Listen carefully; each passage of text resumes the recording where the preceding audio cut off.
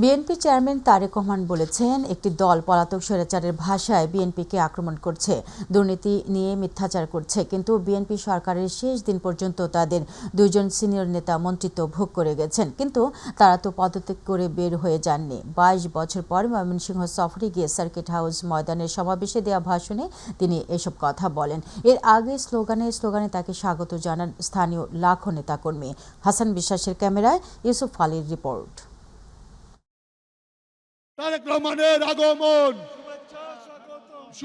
ত্রয়োদশ জাতীয় সংসদ নির্বাচন উপলক্ষে ময়মনসিংহ সার্কিট হাউস মাঠে নির্বাচনী সমাবেশের আয়োজন করে বিএনপি। ময়মনসিংহের পক্ষ থেকে লাল গোলাপ শুভেচ্ছা। প্রধান অতিথির বক্তব্যে তারেক রহমান বলেন, বিএনপির সাথে থেকে সুবিধা নিয়ে স্বার্থ হাসিলের জন্য এখন মিথ্যাচার করছে একটি রাজনৈতিক দল। এই মুহূর্তে একটি রাজনৈতিক দল যেই স্বৈরাচার পালিয়ে গিয়েছে সেই স্বৈরাচারের মুখের ভাষা ব্যবহার করছে বিএনপির বিরুদ্ধে। ঠিক সেই স্বৈরাচার যেভাবে বলতো তাদেরই ভাষা ব্যবহার করছে বিএনপি। তাদের বক্তব্য যে দুর্নীতিতে বলে চ্যাম্পিয়ন ছিল। আমার প্রশ্ন, 2001 থেকে 2006 সাল পর্যন্ত তাদেরও তো দুজন সদস্য বিএনপির সরকারে ছিল না? ছিল। তো বিএনপি যদি অতই খারাপ হয় তাহলে ওই দুই ব্যক্তি কেন পদত্যাগ করে চলে আসেনি? তারা সরকারে ছিল এবং তারা ভালো করেই জানতো যে খালেদা জিয়া দুর্নীতিকে প্রশ্রয় দেয় না। তিনি বলেন, মিথ্যাচার করে জনগণের সমর্থন পাওয়া যায় না। যেই দল এই কথা বিএনপিকে এইভাবে দোষারোপ করে, তাদের দুই সদস্যের প্রথম দিন থেকে শেষ দিন পর্যন্ত সরকারে থাকাই প্রমাণ করে যে নিজেরাই নিজেদের মানুষ সম্পর্কে কত বড় মিথ্যে কথা তারা বলছে। বিগত সময়ের মতো মানুষের ভোটাধিকার যাতে হরণ না হয় তাই সবাইকে সতর্ক থাকার আহ্বান জানান তারেক রহমান। এর আগে আমাদের ভোট বিভিন্ন জন বিভিন্নভাবে লুটপাট করে নিয়ে গিয়েছে। এবার সেই জন্য আমাদেরকে সজাগ থাকতে হবে যাতে কেউ আমাদের ভোট লুটপাট করে নিয়ে যেতে না পারে। জনগণের ভোটে ক্ষমতায় অধিষ্ঠিত হলে অন্যান্য শ্রেণী পেশার মানুষের পাশাপাশি আলেম ওলামাদের জন্য কাজ করা হবে বলেও আশাবাদ ব্যক্ত করেন বিএনপি চেয়ারম্যান তারেক রহমান। আপনাদের সাথে আবার 12 তারিখের পরে দেখা হবে। কোথায় দেখা হবে? খাল খনন কর্মসূচিতে দেখা হবে। খাল খনন কর্মসূচি সবাইকে। দীর্ঘ প্রায় 22 বছর পর ময়মনসিংহের মাটিতে পা রাখলেন বিএনপি চেয়ারম্যান তারেক রহমান। তিনি বলেন, মুক্তিযুদ্ধ ও জুলাই বিপ্লবের আকাঙ্ক্ষা বাস্তবায়ন করতে বিএনপির কোনো বিকল্প নেই। তাই আগামী ত্রয়োদশ জাতীয় সংসদ নির্বাচনে ধানের শীষ প্রতীকে ভোট দিয়ে বিএনপিকে বিজয়ী করার আহ্বান জানান BNP chairman Tarique Rahman. Mymensingh circuit house মাঠ থেকে ইউসুফ আলী, মাই টিভি। ময়মনসিংহের সমাবেশ শেষে গাজীপুরে নির্বাচনী সমাবেশে বক্তব্য রাখবেন বিএনপির চেয়ারম্যান তারেক রহমান। এরপর রাজধানীর উত্তরায় পৃথক সমাবেশে বক্তব্য রাখার কথা রয়েছে তার। এই উপলক্ষে সমাবেশস্থলে নিশ্ছিদ্র নিরাপত্তায় ঢেলে সাজানো হয়েছে। বিকেল থেকে নেতাকর্মীরা অবস্থান নিয়েছেন। সমাবেশকে কেন্দ্র করে সকাল থেকে উত্তরার রাজপথে উৎসবমুখর পরিবেশ বিরাজ করছে।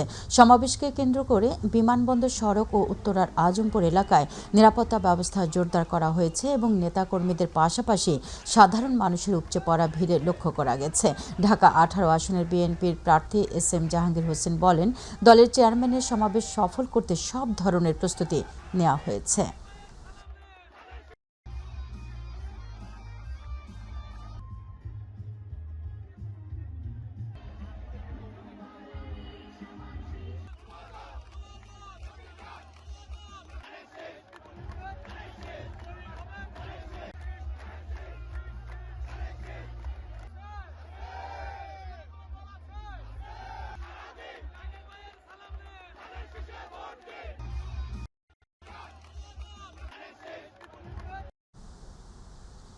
দর্শক, এই মুহূর্তে রাজধানীর উত্তরা থেকে সমাবেশের প্রস্তুতির খবর জানাচ্ছেন আমাদের প্রতিনিধি শাহজালাল জোয়েল।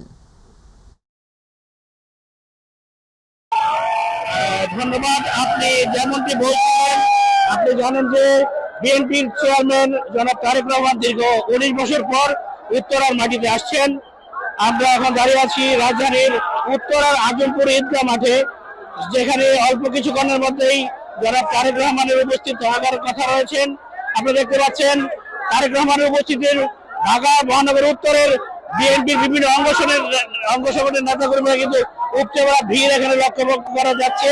এখানে কিন্তু আইন শৃঙ্খলা বাহিনীর বাহিনীরা কিন্তু এখানে সম্পূর্ণ নিরাপত্তা জোরদার করে রেখেছেন। এখানের র্যাবের স্কোয়াড টিম ইতিমধ্যে সেই নিরাপত্তা জোরদার করে রেখেছেন। পুলিশ বাহিনী ও আর্ম পুলিশ ব্যাটালিয়ন সহ সকল পুলিশ সদস্যরা এখানে কিন্তু নিরাপত্তা দিচ্ছেন। আপনাদের বলে রাখতে চাই, আজকের যে নির্বাচনী জনসভা রয়েছে এখানের সভাপতিত্ব করবেন ঢাকা মহানগর উত্তরের সদস্য সচিব মোস্তফা জামান এবং অনুষ্ঠানটি পুরোপুরি সঞ্চালনে থাকবেন ঢাকা মহানগর উত্তরের যুগ্ম আহ্বায়ক এবং বিএনপির পদপ্রার্থী, বিএনপি থেকে মনোনীত প্রার্থী আছেন জাহাঙ্গীর। তো এই পর্যন্ত জনসভার স্থান সম্পূর্ণ নিরাপদ রয়েছে বলে জানিয়েছে আমাদের আইন শৃঙ্খলা বাহিনীর সদস্যরা এবং পুলিশের সদস্য সহ র্যাব পুলিশ এবং আর্ম পুলিশ ব্যাটালিয়ন সেনাবাহিনীর সকল সদস্যরা কিন্তু এখানে রয়েছে আইন শৃঙ্খলা পরিস্থিতি নিয়ন্ত্রণে। তো এই ছিল আমার কাছে উত্তরা থেকে তারেক রহমানের জনসভার থেকে সর্বশেষ। ধন্যবাদ। দর্শক, এই মুহূর্তে গাজীপুরের চৌরাস্তায় আছেন আমাদের সহকর্মী ইউসুফ আলী, চলে যাচ্ছি তার কাছে। ইউসুফ আলী, গাজীপুরের সমাবেশ স্থলের সর্বশেষ কি খবর আছে আপনার কাছে, আমাদেরকে জানান।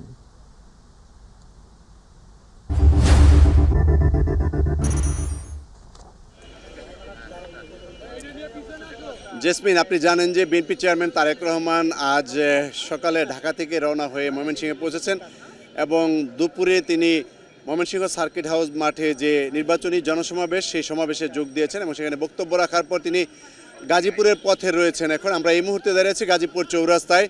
সেখানে দলীয় নেতাকর্মীরা অপেক্ষা করছেন তারেক রহমানকে স্বাগত জানানোর জন্য। তারেক রহমানের গাড়িবহর ময়মনসিংহ থেকে এখন গাজীপুরের পথে রয়েছে, আমরা সেই গাড়িবহরের মধ্যে রয়েছি।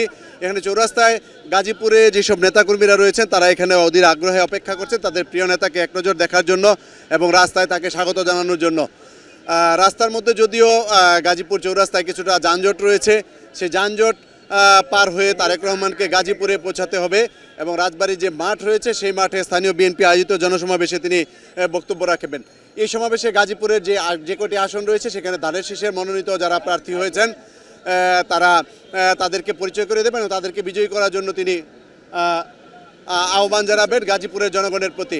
এছাড়া তিনি যেহেতু দীর্ঘদিন পর বাংলাদেশে এসেছেন তার রাস্তায় আসার পথে তিনি যেসব সমস্যা, যেহেতু ঢাকা ময়মনসিংহ মহাসড়কটি, এই সড়কটিতে বিভিন্ন জায়গায় কাজ চলমান রয়েছে, সেখানে নানাবিধ সমস্যা রয়েছে। এছাড়া গাজীপুর শহরে প্রবেশ করতে বেশ কিছু সমস্যা রয়েছে। গাজীপুর যেহেতু শ্রমিক অধ্যুষিত এলাকা, সেহেতু শ্রমিকদের কল্যাণে তিনি কি কাজ করবেন সে বিষয়টি হয়তো এই জনসমাবেশ থেকে তিনি হয়তো শ্রমিকদের উদ্দেশ্যে কিছু বক্তব্য দেবেন যে শ্রমিকদের কল্যাণে তিনি কি কাজ করবেন। এছাড়া শিল্পাঞ্চল অধ্যুষিত এই গাজীপুর যেহেতু সিটি কর্পোরেশন রয়েছে এবং ঢাকা ময়মনসিংহ মহাসড়কের মধ্যে রয়েছে, সেজন্য তিনি এখানে হয়তো এই মহাসড়কের উন্নয়নের ব্যাপারেও তিনি হয়তো কথা বলবেন। যেহেতু ঢাকা থেকে গাজীপুর চৌরাস্তা পর্যন্ত পৌঁছাতে যে যানজট সেই যানজট দূর করার লক্ষ্যে যোগাযোগ ব্যবস্থার উন্নয়নের বিষয়ে হয়তো তিনি বক্তব্য রাখবেন।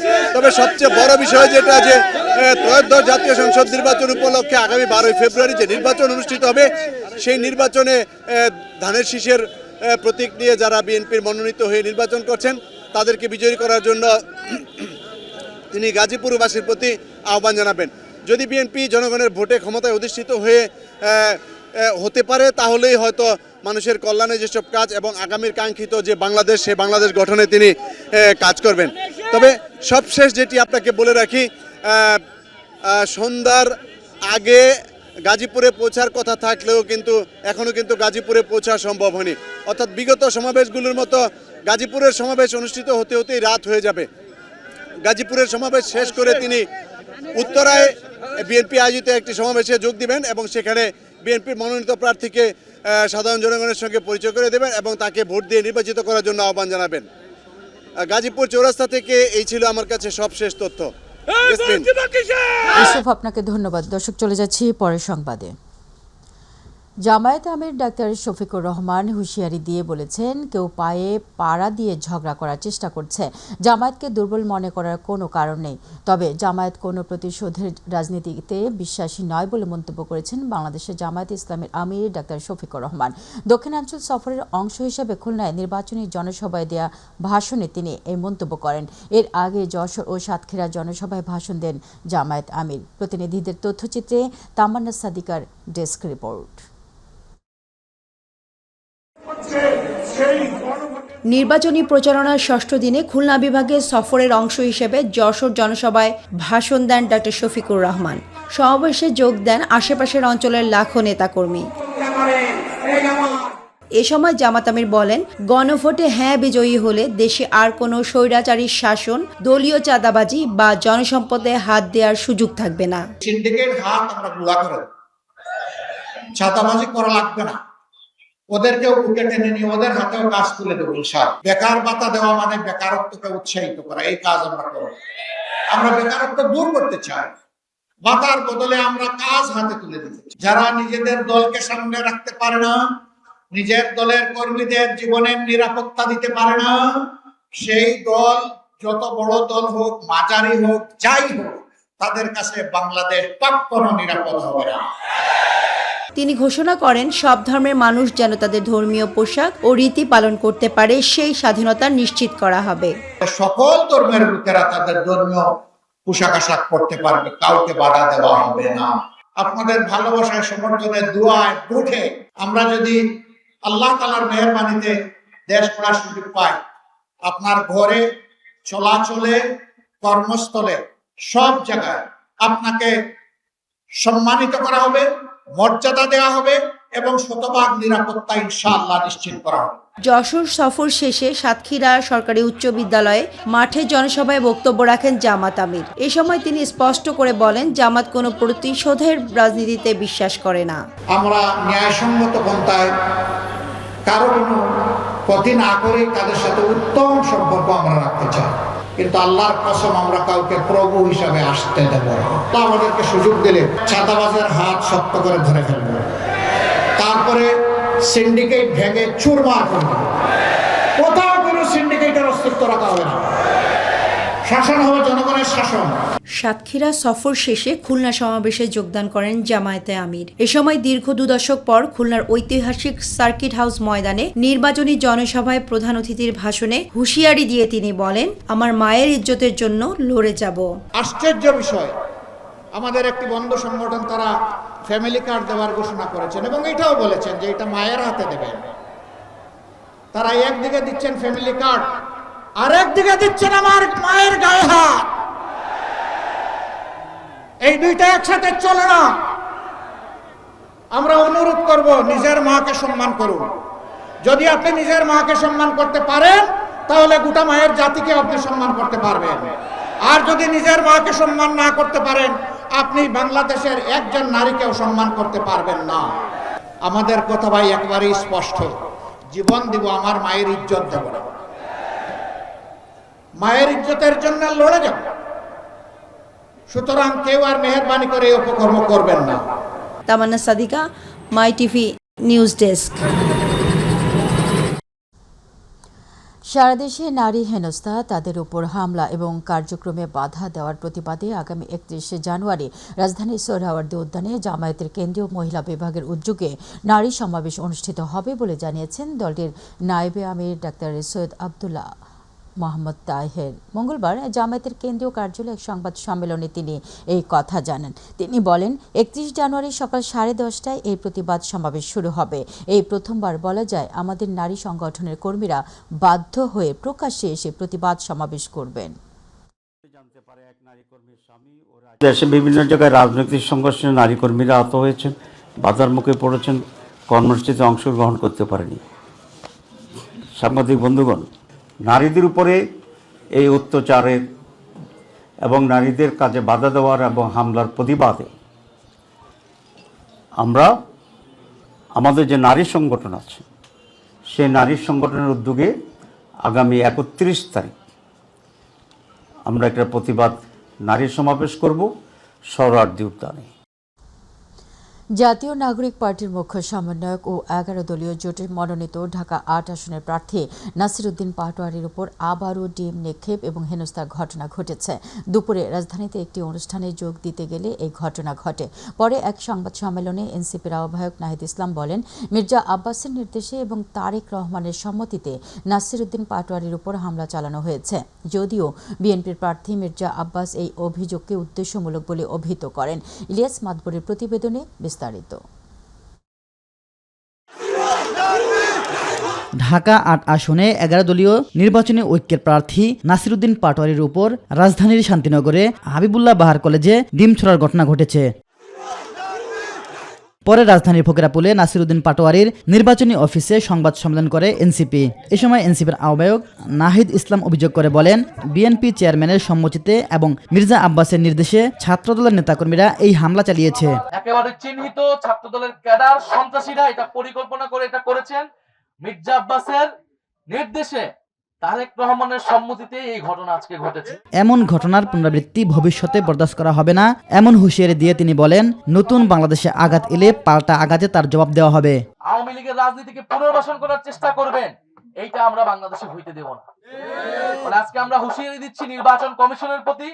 আমরা দেখতে চাই এটার ব্যবস্থা তারা কি নেয়, কলেজ প্রশাসন এটার কি ব্যবস্থা নেয় এবং বিএনপি দলীয়ভাবে এটার কি ব্যবস্থা নেয়। এরপরে বাকি জবাব আমরা রাজপথে দিব, আমরা 12 ফেব্রুয়ারি ইলেকশনে দিব। সন্ত্রাসী চাঁদাবাজির বিরুদ্ধে দ্বিগুণ শক্তি নিয়ে মাঠে নামার হুঁশিয়ারি দেন নাসিরউদ্দিন পাটোয়ারি। পুলিশের সামনেই আমাদের যারা ভাইরা রয়েছে, ভাইদের উপরে তারা উপর্য করে হামলা করা শুরু করলো। কিল, ঘুষি, লাঠি, ইট দিয়ে তারা আঘাত শুরু করলো এবং সবার উপরে হলো ডিম নিক্ষেপ শুরু করলো। কারো জামা ধরে টান দিল এবং সবাই বলল মির্জা আব্বাসের স্লোগান দিল। এদিকে এনসিপির অভিযোগ অস্বীকার করে বিএনপি মনোনীত প্রার্থী মির্জা আব্বাস এসব হামলাকে পরিকল্পিত ও উদ্দেশ্যমূলক বলে উল্লেখ করেন। যারা করতেছে উদ্দেশ্যমূলক, ওদের কিছু ভিন্নতর উদ্দেশ্য আছে। এই উদ্দেশ্যের জন্য এরা করতেছে। এটা এখানে আমি জানিও না কিছু, আমার যার কথা 5টার সময় গেল। ইলিয়াস মাদবর, মাই টিভি, ঢাকা। জাতীয় নাগরিক পার্টি এনসিপির আহ্বায়ক নাহিদ ইসলাম অভিযোগ করে বলেছেন, বলা হচ্ছে তাহাজ্জুদ নামাজের পর ভোট কেন্দ্রে উপস্থিত থাকতে। তাহাজ্জুদের পরে তারা সিল মারার পরিকল্পনা করছে, ভোট কেন্দ্র দখলের পায়তারা করছে। তিনি বলেন, ঐক্যবদ্ধ বাংলাদেশের নেতাকর্মীরা এসব ষড়যন্ত্র রুখে দেবেন।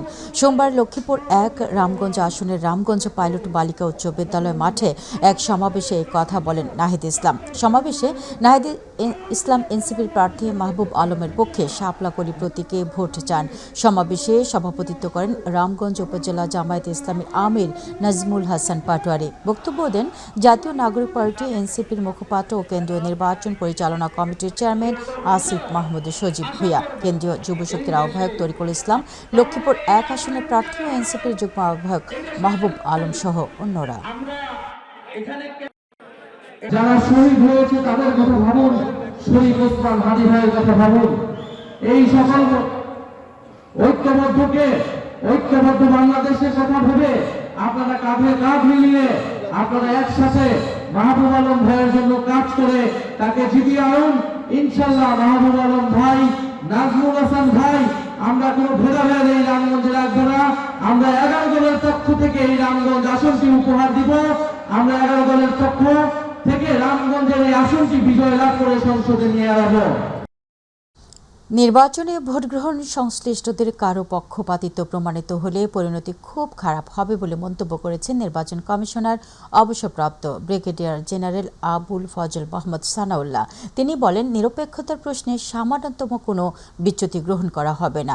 এর কারণ, অতীতে যেসব প্রতিষ্ঠানগুলো ভাবমূর্তি সংকটে পড়েছে সেটির মূল কারণ ছিল নিরপেক্ষতা ও স্বচ্ছতার অভাব। এজন্য 100 পরিমাণ কোনো পক্ষপাতিত্ব মেনে নেওয়া হবে না। মঙ্গলবার ফেনী জেলা প্রশাসক কার্যালয়ে জেলার আইন শৃঙ্খলা রক্ষাকারী সেল এবং ভিজিলেন্স ও অবজারভেশন টিমের সঙ্গে মতবিনিময় সভায় প্রধান অতিথির বক্তব্যে তিনি এইসব কথা বলেন। আবুল ফজল মোহাম্মদ সানাউল্লাহ বলেন, নির্বাচন কমিশন বা সরকারের পক্ষ থেকে পক্ষপাতিত্বমূলক কোনো নির্দেশনা কখনোই দেওয়া হবে না। ভোটের ইন্টিগ্রিটি কোনো অবস্থাতেই যাতে করে এই ভোটের ইন্টিগ্রিটি নষ্ট না হয়, যে কারণে কেউ যদি যথাযথ প্রক্রিয়া অবলম্বন না করে ভোট দিয়ে থাকেন তার ভোট বাতিল হয়ে যাবে, তথা কেউ যদি লাইভ ভেরিফিকেশন না করে ভোট দিয়ে থাকেন তাহলে তো ভোটারকে আমার আইডেন্টিফাই করা সম্ভব হচ্ছে না। সেই ভোট কিন্তু গণনায় নেওয়া হবে না। এটা একটা। নির্বাচন নিয়ে কোনো ঝুঁকি নেই জানিয়ে স্বরাষ্ট্র উপদেষ্টা অবসরপ্রাপ্ত লেফটেন্যান্ট জেনারেল জাহাঙ্গীর আলম চৌধুরী বলেছেন, অন্তর্বর্তী সরকার একটি অবাধ, সুষ্ঠু, নিরপেক্ষ, গ্রহণযোগ্য এবং উৎসবমুখ নির্বাচন করতে বদ্ধপরিকর। এই লক্ষ্যে স্বরাষ্ট্র মন্ত্রণালয় সমন্বিতভাবে কাজ করে যাচ্ছে বলে জানান তিনি। সচিবালয়ে স্বরাষ্ট্র মন্ত্রণালয়ের সভাকক্ষে আইনশৃঙ্খলা সংক্রান্ত কোর কমিটির সভা শেষে এসব কথা জানান স্বরাষ্ট্র উপদেষ্টা। আরও জানাচ্ছেন রাকিব হাসান। সচিবালয়ের স্বরাষ্ট্র মন্ত্রণালয়ের সভাকক্ষে আইনশৃঙ্খলা সংক্রান্ত কোর কমিটির সভা শেষে ব্রিফিংয়ে সিদ্ধান্তগুলো তুলে ধরেন স্বরাষ্ট্র উপদেষ্টা। নির্বাচনকালী প্রচারণাকালে অনাকাঙ্ক্ষিত ঘটনা প্রতিরোধ ও আইন শৃঙ্খলা নিয়ন্ত্রণ, অপারেশন ডেভিল হান্ট ফেজ 2 এর অগ্রগতি পর্যালোচনা, অবৈধ লুট হওয়া অস্ত্র উদ্ধার কার্যক্রম, মাদক বিরোধী অভিযান সহ বিভিন্ন গুরুত্বপূর্ণ বিষয়ে আলোচনা হয়েছে। তিনি জানান, অন্তর্বর্তী সরকার একটি অবাধ, সুষ্ঠু, নিরপেক্ষ নির্বাচন অনুষ্ঠানে বদ্ধপরিকর। জাতীয় নির্বাচনে জন আকাঙ্ক্ষা বাস্তবায়ন ও নিশ্চিতকরণে আইন শৃঙ্খলা নিয়ন্ত্রণের মাধ্যমে সর্বোচ্চ নিরাপত্তা ব্যবস্থা গ্রহণ আমাদের নিকট সর্বোচ্চ অগ্রাধিকার। আসন্ন জাতীয় সংসদ নির্বাচনে আইনশৃঙ্খলা বাহিনীকে মানবিক মূল্যবোধ, সততা ও পেশাদারিত্বের সাথে কাজ করার নির্দেশনা দেয়া হয়েছে জানিয়ে নির্বাচনকে নিয়ে কোনো ঝুঁকি নেই বলেও জানান স্বরাষ্ট্র উপদেষ্টা। আইন শৃঙ্খলা বাহিনীকে জনগণের আস্থা অর্জনের নির্দেশনা দেওয়া হয়েছে। তারা যেন কখনো কোনো বেআইনি আদেশ, কোনো স্বার্থান্বেষী এজেন্ডা বা কোনো পক্ষপাতমূলক কর্মকাণ্ডে অংশ না নেয়। এমনকি ঊর্ধ্বতন কর্তৃপক্ষের অবৈধ বা বেআইনি আদেশ মানা যাবে না, সেই নির্দেশনা দেওয়া হয়েছে। এর আগে সকালে গাজীপুরের কাশিমপুর কারা কমপ্লেক্সে নারী কারারক্ষী বুনিয়াদী প্রশিক্ষণ কোর্সের সমাপনী অনুষ্ঠানে যোগ দিয়ে তিনি বলেন, নির্বাচন অস্থিতিশীল করার কোনো আশঙ্কা নেই। নির্বাচন ভণ্ডুল বা কোনো অস্থিতিশীল করার কোনো সম্ভাবনা নাই। আর ওনাদের যদি সাহস থাকতো ওনার দেশে এসেই বলুক। ওনাদের যাদের সাপোর্টার ছিল এবং যে সন্ত্রাসীগুলি ছিল, এরা কিন্তু বিভিন্ন জায়গায় চলে গেছে, বিভিন্ন দেশে চলে গেছে, এরা বিভিন্ন দেশে আশ্রয় নিয়েছে। রাকিব হাসান, মাই টিভি, ঢাকা। ত্রয়োদশ জাতীয় সংসদ নির্বাচন ও গণভোট 2026 উপলক্ষে সেনাবাহিনীর প্রধান জেনারেল ওয়াকারুজ্জামান রংপুর এরিয়া পরিদর্শন ও মতবিনিময় সভায় অংশগ্রহণ করেছেন। সকালে রংপুর সার্কিট হাউসে আয়োজিত এই সভায় ঊর্ধ্বতন পর্যায়ের সামরিক, বিভাগীয় ও জেলা প্রশাসন এবং বিভিন্ন আইন শৃঙ্খলা রক্ষাকারী বাহিনীর কর্মকর্তাদের সাথে মতবিনিময় করেন তিনি। এই সময় আসন্ন জাতীয় সংসদ নির্বাচনকে শান্তিপূর্ণ, নিরপেক্ষ ও সুষ্ঠুভাবে সম্পন্ন করার লক্ষ্যে আন্তঃপ্রাতিষ্ঠানিক সমন্বয় এবং সামগ্রিক নিরাপত্তা ব্যবস্থাপনা নিয়ে আলোচনা হয়। সেনাপ্রধান পেশাদারিত্ব, নিরপেক্ষতা, শৃঙ্খলা, ধৈর্য ও নাগরিক বান্ধব আচরণের মাধ্যমে দায়িত্ব পালনের উপর বিশেষ গুরুত্ব আরোপ করেন এবং পরবর্তীতে সার্বিক আইন শৃঙ্খলা পরিস্থিতি মূল্যায়ন এবং in aid to the civil পাওয়ার এর আওতায় মোতায়েনরত সেনা সদস্যদের পরিদর্শনের লক্ষ্যে রংপুর এরিয়া পরিদর্শন করেন।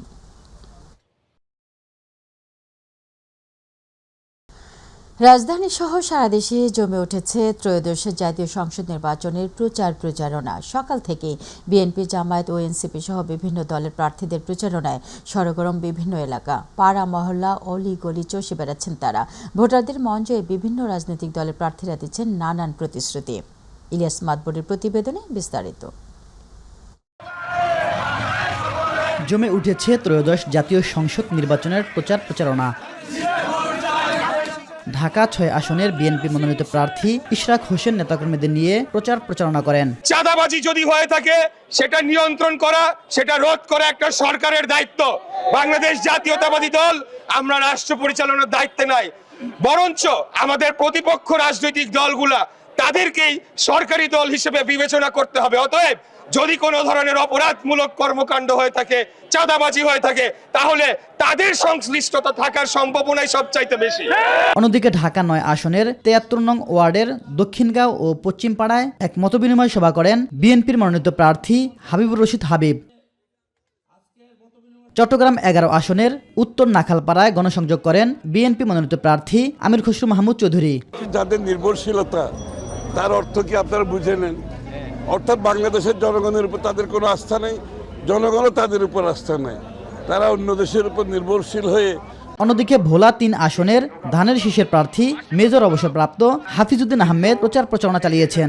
তাদের কোনো অফিস আদালতে চাকরি করে উপার্জন করার অধিকার তাদের নাই। ইলিয়াস মাতবর, মাই টিভি, ঢাকা। দর্শক, এই মুহূর্তে রাজধানীর উত্তরায় আছেন আমাদের সহকর্মী SM আরিফ। সরাসরি যুক্ত হচ্ছি তার সাথে। আরিফ, সমাবেশের প্রস্তুতির সর্বশেষ পরিস্থিতি আমাদেরকে জানান।